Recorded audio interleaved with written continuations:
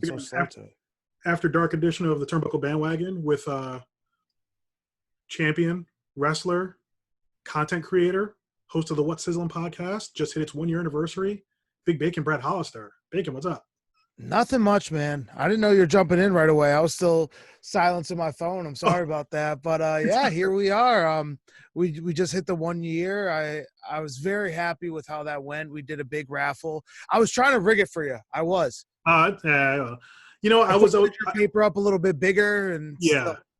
I put 9s in there. Usually I will go like 19, 29, 39. Those are usually good numbers, but it's all right. I'm fine. Yeah, it happens to the best of us, you know. Like right now, I'm pretty sure I'm losing on fantasy baseball. Like I haven't watched baseball since I was a child, and the fact that I'm watching it today just shows how much I miss sports. Yeah, Mets play tomorrow, so I'll probably be watching that. They play Atlanta at 4. That's you versus Schultz. Oh, was he a Braves fan or he's got players? Oh, big time. How is he a Braves fan? He's from Massachusetts. All right, I'm going to yell at him later in the chat because if there's the only thing I hate more than Phillies fans is Braves fans. So I got some. All right, so we're kind of informally chatting about, Bacon's experience at Beyond Wrestling, and they got an upcoming show. This is just kind of a fun thing. I want to ask you, Bacon. You've competed at Beyond against your trainer, Thomas Santel, over Team Dream. Yes. You competed at the Secret Show in a 4-way match, and you competed against Chuck O'Neal. When you walk out to that ring at Beyond and everyone's just gathered around the ring, like what's that energy like when you walk out, like as a wrestler and as a performer? It's definitely different. That's something that I experienced there for the first time. And at first I was like, before you go in, you kind of get in your own head. At least I do with a bunch of different things. And I don't overthink a lot in life, but when it comes to wrestling, I definitely overthink a bunch. So I was like, oh my God, like what if I trip over them when I'm hitting the rope, or like, what if they hear some of the stuff I'm saying in the ring? You know what I mean? Like there was a bunch of stuff that was in my head about it, but you get there and it's just like definitely the coolest vibe of like anywhere you could wrestle because of the fans being right on top of you, because how smart the fans are there. It's just, you're dealing with like a completely different animal with Beyond. So it's anytime I could be up there, it's a fucking great time. And competing against your trainer, Thomas Santel, he just seems to be the type of guy who's got that old man strength. Like he just grabs you and that's it. Listen, when it comes to me and Tom, I got the strength department locked down. Don't you fret. But no, man, obviously that was awesome. Tom, when I was younger, I definitely got in a lot of trouble. Like, and that's why I think now I'm so like weary about certain things, because I'm like, I got away with so much in my youth, like karma's gonna get me someday. So I try to be like extra nice to everybody all the time. But he took me like from that age when I was the biggest prick on the planet, and he's the one who helped me like really mature and think about other people and other just not think about myself, not be so selfish in my thoughts. So being able to make my like Beyond debut against him was awesome, because like I said, without that guy, like there's no telling where I'd be today, That's awesome, man. He had a hell of a run at Discovery Gauntlet until he came up against another opponent of yours, Christian Casanova. Oh, dude, I love Christian. I say this all the time. I have like a short list of favorite opponents. Flip is always on that list because I feel like Flip and I have incredible chemistry. JT's definitely on that list, and Casanova's right there with those two guys as guys that I feel I could go into a match blindfolded with and not only have a good match, but like we'll still hit all our stuff. You know what I mean? Like we'll be able to counter each other's stuff while blindfolded. So Christian is just incredible talent. Again, if not my favorite opponent, definitely in the top 3. Like those, anytime anyone asks me favorite opponent, I can't pick out of those 3. So Christian, I'm so happy to see him blowing up the way he is, because he definitely deserves it. All right, so Beyond's got their first show in months coming up in Atlantic City. It's outside. They got a few matches. We'll go through some of them. You can kind of tell me what you think if you know who's competing. Absolutely. First one's like a big 6-man tag. It's Manders, Matt Justice, and Mance Warner against Tony Deppen, Dickinson, and Nick Gage. Yeah, that sounds like it's going to be a war. I don't think there's any way else around it. I mean, all guys in there kind of have a screw loose a little bit, and in the pro wrestling business, I guess that's a good thing. So I'm sure there's going to be fireworks. It's after the 4th of July, but you're going to be seeing some fireworks. It will not be a catch-as-catch-can classic. Anyone who's watched those guys wrestle, it's just going to be a fight and dudes slapping each other around. Hey, listen, sometimes you got to slap meat. It's got meaty dudes slapping meat. Hey, it happens. Bear Country versus Injustice. Myron Reed and Jordan Oliver making their Beyond debut, coming from MLW. Speaking of slapping meat, you got Bear Country. It's like, I say this all the time. Boulder, like, you don't realize how huge that human being is until you see him around other big guys. You know what I mean? Because, like, wrestling did get a lot smaller. Like, the fact, I say this all the time to people. The fact that I'm a big guy is absolutely ridiculous. I am under 6 feet tall, and that's putting it very generous. I am not, like, 200, like 300 pounds, you know what I mean? And the fact that I could use the name Big Bacon is absolutely ridiculous to me. But when you see Bear Boulder, like, he was at one of the Northeast shows, and he was next to Wrecking Ball, who Wrecking Ball everyone looks at as like a huge guy. He dwarfed Wrecking Ball. Like, Bear Boulder is a monster. He's one of the largest human beings I've ever seen. And then Bronson is one of the most talented guys. You know what I mean? Like, he's so good in the ring, and he's so intense, and he has such a good creative mind. So those guys together, I'm always, if we're putting money on it, like degenerate Dexter Lou, I'm always throwing my money on Bear Country, because you can't teach size. You can't teach it. Yeah, Boulder. I mean, I'm 6'3". I stand next to Boulder, and he's bigger than me because he's just so wide and just. He is. Like I said, I didn't realize how big he was until I seen him around other big guys, and I was just like, this dude's a building, bro. Like, this is a big man. Next one up, you said one of your favorite opponents, Christian Casanova, taking on another Beyond debut, Blake Christian. A guy I only know a little bit about, but Casanova, you know. Lot of Christianity in that match. Battle of the Christians. Like I said, obviously, you know, Casanova is one of my favorite opponents, and he's definitely like one of my boys outside of the ring. So I'm in the same boat. Like, I have the worst problem in wrestling.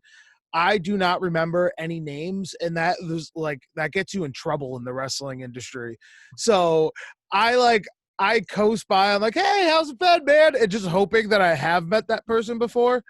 So I do not know much about Blake Christian. But if he got the nod from Beyond Wrestling, I mean, obviously he's no slouch. So I'm sure it's going to be a great match. Christian always, both Christians, I'm guessing, are always deliver. So yeah, I mean, I'm sure that's going to be a banger.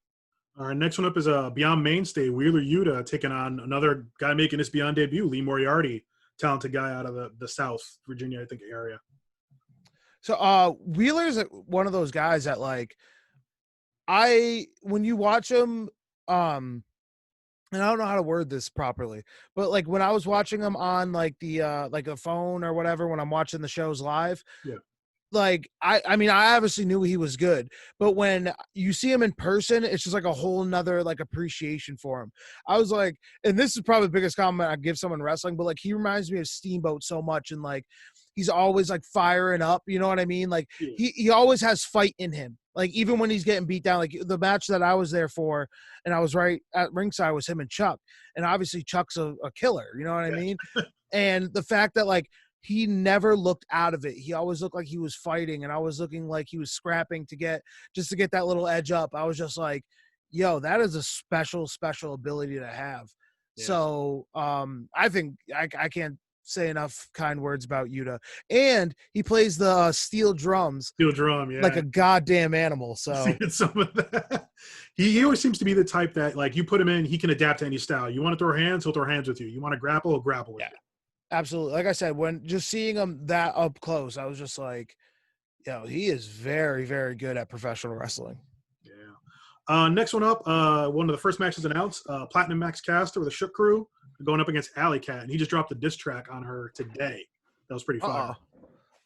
Yeah, honestly, Max is nasty. Yes. Like, I'm from a town where a lot of kids thought they could become rappers. So anytime I know someone that raps, I instantly like tune them out. I'm like, whatever, this guy stinks, right?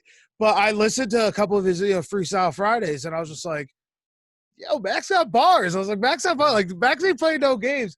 And then he did a seminar for a place, and I remember someone was he was doing like the hip hop thing. Someone's like, do you know him? And like, because they were saying like you have to establish the character. And they're like, do you know him? I was like, hell yeah, I know Max Freestyle Fridays. Like, so like, which I'm sure that was not the answer anyone was looking for, but I wasn't gonna lie. You know what I mean? I was like, of course I know who he is. Yeah. So him and Alley Cat, I mean, that's definitely an interesting matchup, and their diss track's been great. But I feel like they've been calling out the wrong cat lately with Slade. So I mean, now they're just making enemies with everybody. So I think the Shook crew maybe got some karma coming their way. I don't know, you know. Slade ain't done either. I mean, he busted him up in their backyard, and he wants more. Max says he wants more. Max got a list of people he says he wants. So he's like Slade, Daniel Garcia. Oh, I say it all the time. I also want a big old chunk of Slade. Absolutely. Yeah, folks, if you haven't watched Beyond Wrestling or Uncharted, don't know who Slade is, watch Uncharted Territory, last episode of season 2, and watch Slade annihilate Aaron Rourke, whom I like, by the way, but Slade is another level. Oh, dude, Slade, like I said, Slade's a killer, but I never see him in there with another killer. That's why I definitely want a chunk of Slade. Nice. And one of the ones that got announced pretty early for the IWTV title, Warhorse versus RSP, Ricky Shane Page. Yeah, I mean, that's another one that's one of those matches where I think a lot of people are going to go in super hyped for too. So that's definitely going to be a big one for them. And this is, like I said, this is where I'm the worst. Like, I definitely know who both those guys are, but I don't know too much of like their work because it's either I haven't been on too many shows. Like every show I'm on, I watch the whole show, but I never like go out of my way to watch other shows. And I always have like a love-hate thing with watching wrestling. You know what I mean? Like sometimes I get super into it, and then other times I feel like it's a chore to watch wrestling. You know what I mean? Like, or I'm like, oh, I have to. But like I said, those two guys, if my dumbass knows who they are on the independent level, it obviously speaks volumes to how much they're doing and how good they are. So I think that one is definitely going to be the one that people are going to the show to see, and they'll leave talking about, which is always the goal when you're in that position. Yeah. And one of the one they announced it, but I don't know if they pulled it. I don't know if it's random, but it was like Willow Nightingale versus Picky Sanchez. Picky's crazy, so he'll kind of fight anybody they put him in there with. I love Pinky. Pinky is definitely a madman, but he seems to be one of those guys that like everybody likes. Like in wrestling, there's like little cliques and little groups, and not everybody gets along. But Pinky seems to be one of those dudes that everybody seems to have something good to say about. Oh, of course. Like, because so many guys, excuse me, I just realized that I was not using my Brad Hollister name on here. But who gives a shit? But anyways, yeah, dude, Picky's definitely like, he's so lovable. He's such a lovable guy. You know what I mean? So if that match is going on, I would love to see it. Yes. And also want to quickly ask, your last match at Beyond, you dealt with your injury and that led to the podcast, but an opponent I know you like dealing with, Chuck O'Neil. Now the Beyond crowd has a very unique relationship with Chuck O'Neil, as in everyone hates him. What is it about being in there with Chuck as a wrestler that a lot of people maybe just get caught up in the booing him and maybe don't realize?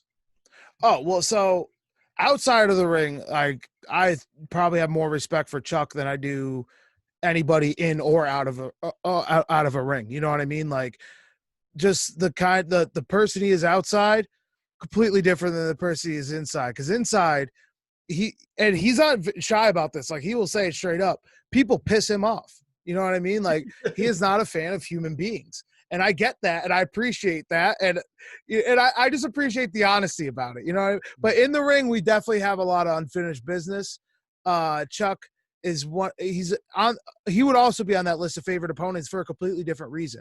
You know what I mean? Like with the guys I mentioned earlier, like, yeah, we're going to have a match I could send out everywhere. But when I'm in there with Chuck, it's like, I'm having so much fun because we're legitimately beating the shit out of each other.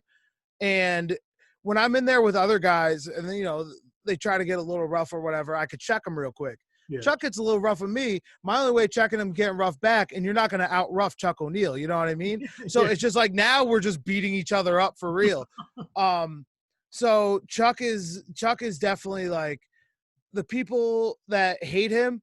It's because that's what he lives for. You know what I mean? Like, and I was the same way, like as an athlete growing up, like when I was in high school, I didn't like home games, and everyone on my team was like, why don't you like home games? I'm like, I have so much more joy in silencing people than I do getting them hyped. You know what I mean? Yeah. Which in pro wrestling, I'm completely opposite. I love getting people hyped, but and that's how I was as an athlete growing up. And Chuck approaches it like it's a sport. He approaches it like he is still competing. So the fact that he is just so open about absolutely destroying people on Twitter or, you know, when he's on the microphone. Oh, any instance. Like, All he just for wants it. to destroy people. He doesn't sell merch. He doesn't do meet and greet stuff. I've seen him once after a show. I just said, "Hey, Chuck, like TBW." He smiled. He kind of smiled and went on his way. And that's why, like, and that's where, again, wrestling a lot. There's a lot of, and I know it's a trigger word in wrestling, but there's a lot of fake people in wrestling.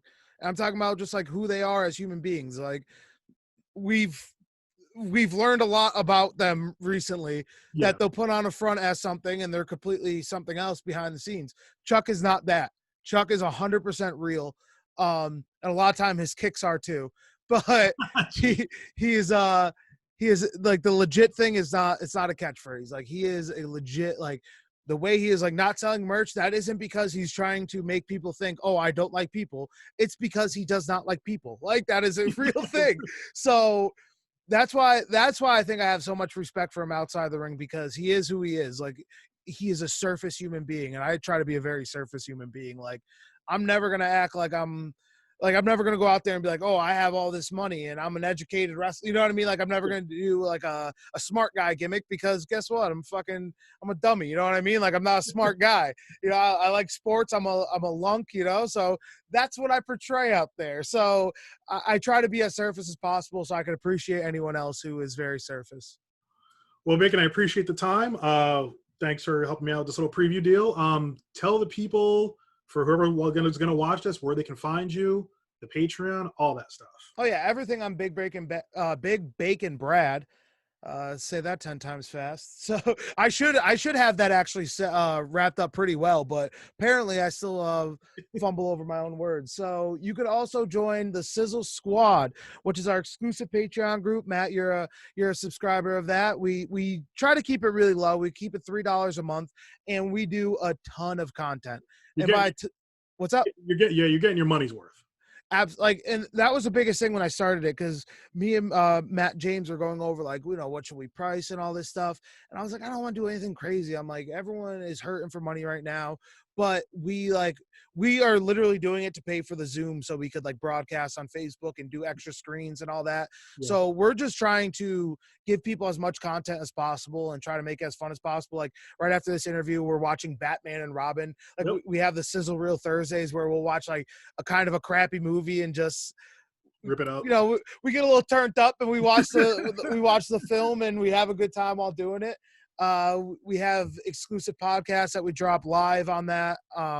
We try to, like I said, we try to fill it up with as much good content as possible. A lot of people are just pushing content out there. We want good content, fun content that people can enjoy. And the network is ever growing. $3 a month, worth it. Beyond shows on Sunday, IWTV's $10 a month, totally worth it. Tune in, sign up for the Patreon, come hang out in the Sizzle Squad. You know, maybe win a raffle, maybe not. Who knows? I tried to help you win. I did. Honestly, I did. I tried to rig it for you and Lewis, and it didn't work out. Didn't work out for either. That's what I was saying earlier. I'm kind of a dummy. You know what I mean? All right, Bacon, thanks so much. I'll see you in a bit when we watch Batman and Robin. I need to grab another beer. Oh, it's going to be a bad one. Thanks so much, man. See you, man.